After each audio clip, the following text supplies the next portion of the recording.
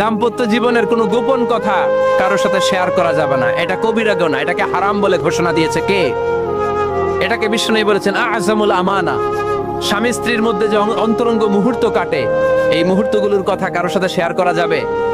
নীলফামারীর যুবক ভাইরা চিল্লায় বলে, এগুলো শেয়ার করা যাবে?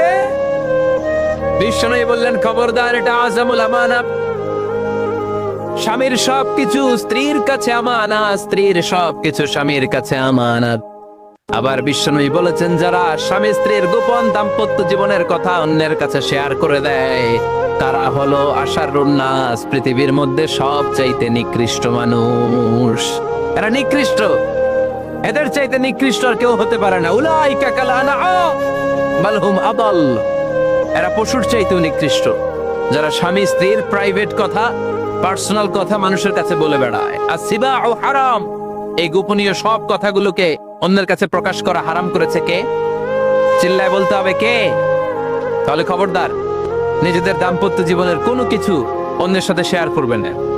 আমাদের বোনরা অনেক সময় একসাথে বসলে পেটের কথা, পিঠের কথা সব বলে ফেলায়, আছে না নাই? না বোনেরা, সব শেয়ার করলেও আপনাদের দাম্পত্য জীবনের কোনো কথা কখনো কারোর সাথে শেয়ার করতে পারবেন না।